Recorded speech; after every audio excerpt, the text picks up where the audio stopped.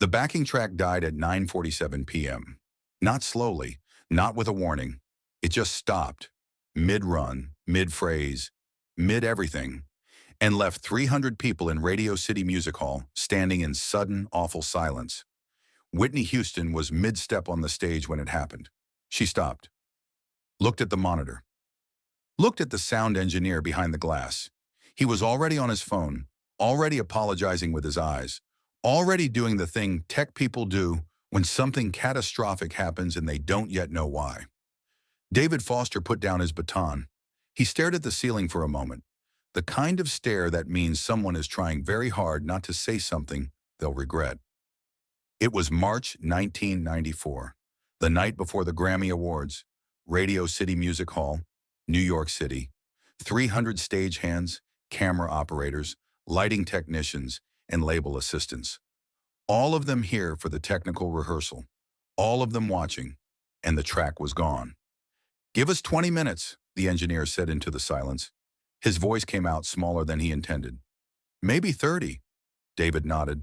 He turned toward Whitney, and then he said the thing that would start everything.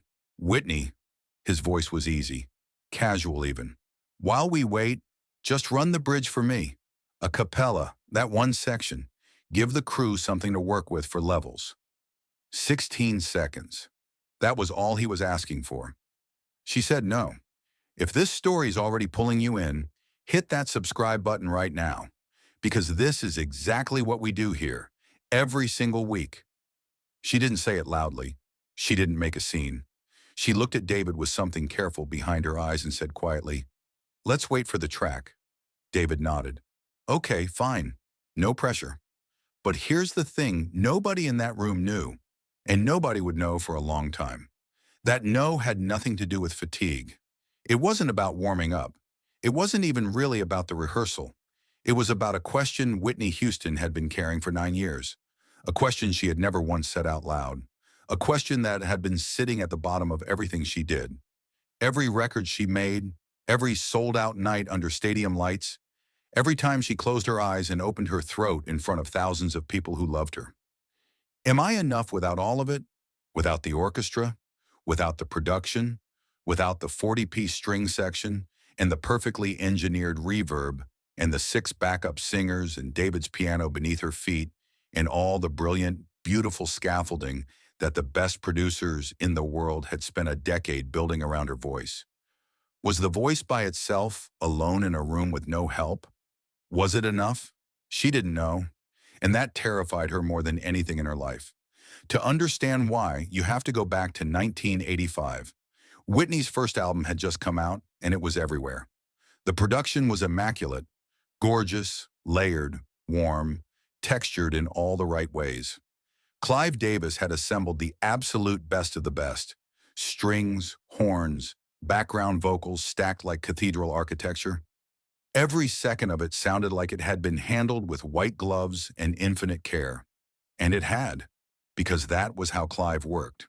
He heard something extraordinary in that girl from Newark the first time she sang for him, and he had spent years making sure the world around her voice matched what he heard inside it.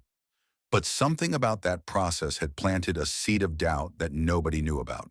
Not Clive, not David, not Sissy. Nobody.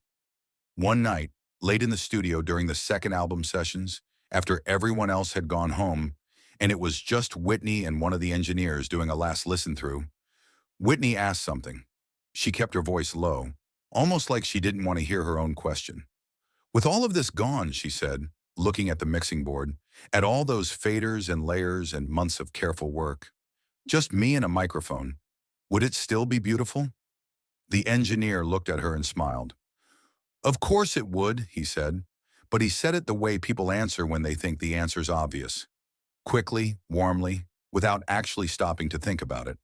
And Whitney watched his face, and she saw that he hadn't really heard her. He'd answered the version of the question that was easier to answer. She never forgot that moment. Not once in 9 years of Grammy performances and sold-out tours and #1 singles did she stop hearing it. It was always there, underneath everything. That quiet, stubborn, unanswerable thing, like a note that wouldn't resolve. Back in Radio City, the silence stretched on. The crew moved around the stage slowly, filling time. People checked their phones. Someone rolled out a cart of cable, the kind of low-level controlled chaos that fills a room when the schedule has collapsed and everyone is pretending to be productive. Nobody was looking at Whitney. Or rather, everyone was pretending not to look at Whitney. And then it happened. 2 rows back from the stage, an assistant, someone's assistant, nobody important, someone who'd been in the industry just long enough to have opinions, but not long enough to know when to keep them, leaned toward the person next to him and said something under his breath. Not loud, but the microphone on the stage stand was still live. Everyone heard it. She can't do it without the track anyway. The room went the specific kind of still that happens when something has been said that cannot be unsaid. Not the quiet of a room that missed it, the quiet of a room that heard every word perfectly and was now waiting, without breathing, to find out what came next. David Foster heard it. He didn't turn around. He didn't say a word. He just looked at Whitney. Whitney's eyes had dropped to the floor for a moment. Her hands at her sides had gone completely still. Not the stillness of someone who was calm, but the stillness of someone who was holding something very tightly from the inside. Then she looked up. She didn't look at the assistant. She didn't look at David. She didn't look at anyone in particular. She just started walking toward the microphone, slowly, like she had all the time in the world, like there were not 300 people watching her every step. She stopped in front of it. She reached up and adjusted the height, that small automatic gesture she had been making since she was 16 years old, singing backup for her mother. Her hands were completely steady. She closed her eyes. Nobody spoke. A stagehand carrying a coil of cable put it down on the floor without realizing he was doing it. A camera operator who had been reviewing footage looked up from his monitor and forgot to look back down. The coffee someone had been holding went still in their hand. She took one long breath, and then she sang. Not 16 seconds. Nobody was counting seconds anymore. She sang the bridge, and then she kept going, into what came before it and what came after. And somewhere in the middle of all that, the song stopped being a Grammy rehearsal performance and became something that didn't have a proper name. Something that exists in the space between music and whatever music is actually reaching for when it stops pretending and starts being honest. Her voice in that room. No reverb, no strings, no backup singers, no track, nothing but acoustics and air and the physical fact of a human being producing sound was not what anyone expected. It wasn't smaller without the production. It was bigger, cleaner, more itself. It was like watching a painting get taken out of its frame and realizing for the first time that the frame had actually been the least interesting part of what you were looking at.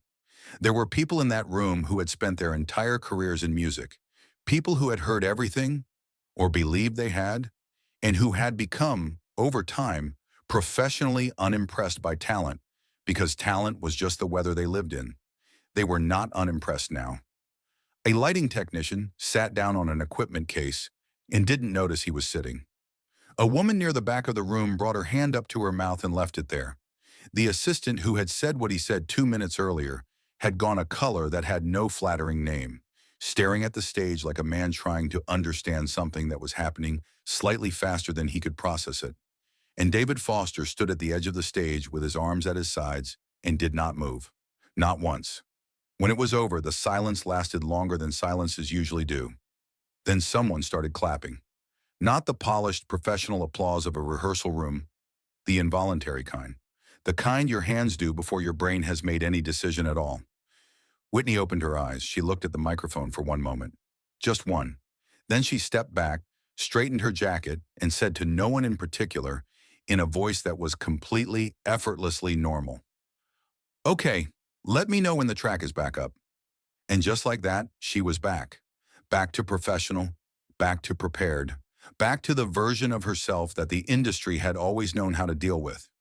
But something in that room had changed permanently. You could feel it. The way you feel a shift in weather before you can name what's different about the air. The next night, the Grammys went exactly as they were supposed to go. The track worked. The production was everything it had been built to be. The performance was enormous and flawless, and the audience gave her a standing ovation that went on longer than the television producers had scheduled for. Backstage after it was over, David Foster found her. He didn't have a speech prepared. He just looked at her for a second, the way you look at someone when you've seen something in them that you don't quite have words for yet. "Last night," he said. That was all.